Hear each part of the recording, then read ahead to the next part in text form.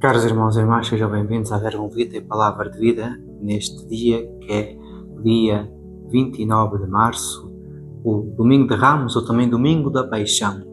Isto porque em cada ano A, B e C, nós lemos os Evangelhos que relatam a paixão de Jesus Cristo. Depois, na sexta-feira, lemos o relato de São João Evangelista. Mas, claro, não vos vou ler todo o relato, mesmo a versão breve é bastante longa, mas queria falar precisamente sobre este belo Evangelho que certamente ireis escutar hoje na Eucaristia. E de facto é um Evangelho riquíssimo de São Mateus, a versão A, e eu queria primeiro falar convosco de forma particular sobre três momentos. Em primeiro lugar, o momento em que Jesus é entregue e Pilatos como que lava as mãos, ou seja, o que hei de fazer com o rei dos judeus? Que é uma pergunta, acho que todos nós temos que fazer interiormente. O que é que fazemos com Cristo? O que é que fazemos? Ignoramos? Acolhemos? Amamos? Desperdiçamos o seu amor? Somos indiferentes a Ele? É uma pergunta que ecoa lá desde trás. O que devemos de fazer? E muitos perguntam, o que hei de fazer com este Cristo que me ama? O que hei de fazer com este Cristo que as pessoas anunciam e acreditam? E de facto é uma pergunta muito interessante. O que hei de fazer? E sabemos que Pilatos lava as mãos e no fundo afasta-se da responsabilidade.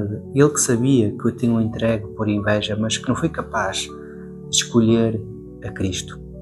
Vemos também curiosamente a atitude daquela multidão que diz que o sangue dele caia sobre nós, mas quando a gente lê isto é verdade que pode ser visto e é visto como uma, assim seja, seu sofrimento que caia sobre nós e os nossos filhos, mas também na palavra original podemos ver um sentido de salvação, ou seja, que caia também não só as suas dores, mas também as suas graças, e no fundo quase que profetizam, porque de facto o sangue de Cristo é derramado por todos nós. Mas eu queria de facto falar de forma especial naquela figura que é a de Judas. O Evangelho de São Mateus, nesta versão, ele dá foco ao sofrimento de Judas, que após ter entregue a Jesus, ele quer devolver as moedas de prata e eles não querem que seja devolvido e ele acaba por atirá-las e sentir um arrependimento tão atroz e tão doloroso e que acaba-se por se enforcar.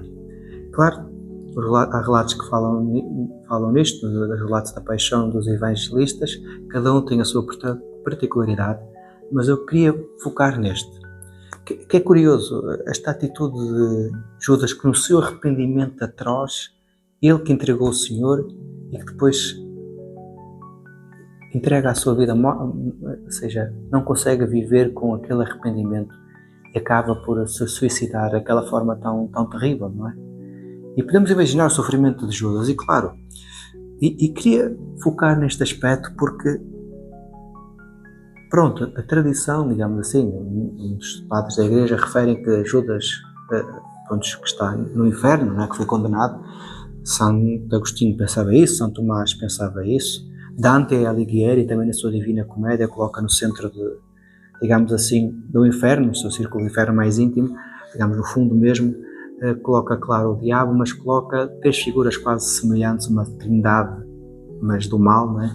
E coloca Cássius e Brutus, não é? Que mataram e traíram Júlio César, e também no centro coloca Judas. Portanto, ele também pensava que certamente que Judas estaria no inferno. E claro, esta tem sido a perspectiva mais geral da Igreja, digamos assim, mas eu queria levantar um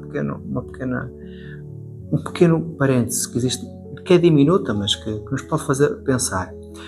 E, de facto, queria falar sobre uma igreja que existe em França, romanesca, mas quase a virar para o gótico, que é de Visales, é muito, muito bela, e a basílica, e que numa das colunas centrais das naves tem precisamente a morte de Judas, ele a ser enforcado e os olhos quase a sair e a língua de fora, mas que nesse momento, nesse painel que tem, e a gente aí está, a morte desesperadora de Judas, mas em cima tem uma imagem de Jesus, tipo um bom pastor, a levar a sua ovelha perdida, e é Judas, e vemos que ele está a sorrir, ou seja, que ele está a rir e Jesus está a sorrir também para ele, que é uma perspectiva de que Será que Deus, na sua misericórdia, Ele encontrou no arrependimento de Judas alguma coisa com que Ele pudesse aproveitar para o salvar?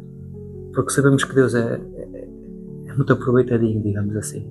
Claro, não estou a dizer isto que seja definitivo, não estou a dizer que o seja, mas pode-nos fazer pensar, porque eu não sou, daqueles que acreditam neste universalismo, todos serão salvos, não. De facto, nós podemos, no nosso pecado, afastar-nos de Deus e na nossa liberdade, Deus é misericordioso, mas na nossa liberdade nós podemos rejeitar a Deus, de tal forma rejeitá-lo que escolhemos não o amar, não aceitar o seu amor, então podemos, de facto, devido a essa forma de vida, também afastar-nos dele, e o inferno é isso, é afastamento de Deus, não é? Desse amor profundo que podemos sentir e não temos a sua presença.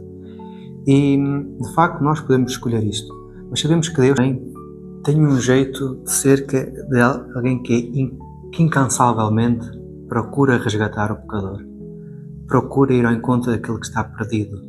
Deus, de forma incansável, busca, porque de facto, ao olharmos para a paixão de Jesus, olhamos para a sua entrega por nós, e a sua paixão revela o seu amor profundo.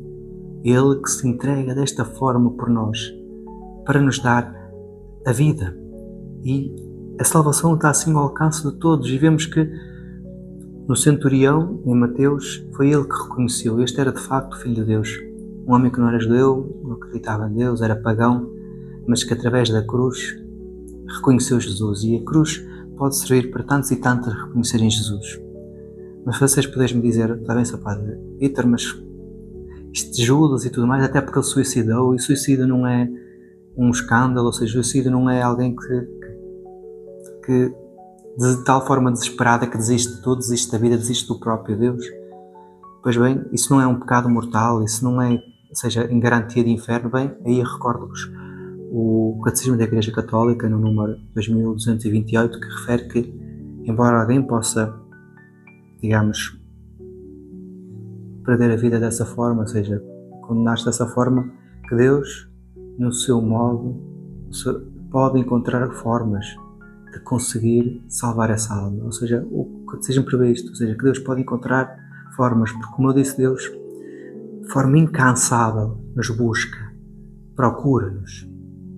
E, de facto, vemos que esta imagem de Judas, assim, que está nessa basílica em França, era uma imagem que o Papa Francisco tinha no seu gabinete papal e que era uma imagem que lhe trazia grande consolação. E acerca desta questão este desespero do suicídio, queria-vos contar também uma história que aconteceu com Coradares, São João Maria Vianney. E conta a história que uma mulher tinha um marido, e a mulher era muito católica, mas o marido não ligava a estas coisas da igreja. Contudo, casou com ela porque a amava e não a impedia de viver a sua fé. E ela pôs uma imagem do Sagrado Coração de Jesus no seu quarto, no quarto deles, não é? E era uma das coisas que ela procurava, que ela acreditasse. Mas a dada altura a vida deste homem começou a correr bastante mal e ele num desespero, acabou por se suicidar atirando-se de um prédio abaixo. Aquela mulher ficou num desespero, não é? Achando que o seu marido estaria no inferno. O arrependimento, será que podia ter feito algo? Será que eu podia ter estado mais atenta? Será que não podia ter ajudado mais a encontrar a salvação e a fé? O que é certo é que ela acabou por ir para aquela cidadezinha de Ars, onde estava o Coradares, São João Maria Vianney. E São João Maria Vianney estava a confessar e estava com uma fila enorme de pessoas, ela lá esperou, chorando. Até que, a dada altura, São João Maria Vianney saiu e disse, chamou-a pelo nome, e ela, mas não sabes que sou eu, não é? Pronto, os santos têm destas coisas, não é? E ela disse, sei quem tu és e onde viestes. E aquilo que eu quero te dizer é que o teu marido não está no inferno. Porque quando se atirou do prédio abaixo, antes de cair, teve uma última imagem, que foi a imagem do Sagrado Coração de Jesus. Ou seja, a última coisa que ele pensou foi precisamente a imagem do Sagrado Coração de Jesus que tu colocaste no teu quarto. E foi precisamente essa imagem que o fez mudar de vida, não é? Aquela imagem do Sagrado Coração que tu colocaste. E Deus aí deu-lhe a oportunidade de salvação. E ele escolheu a Deus. E, portanto, ele não está no inferno. E ela pode então ter, digamos assim, um pouco mais tranquila e se calhar todos nós, não é? Saber que temos um Deus que neste seu profundo amor nos quer resgatar a todos. Portanto, entremos confiantes nesta Semana Santa, a maior da nossa fé, com gratidão a Cristo que se entrega para a nossa salvação.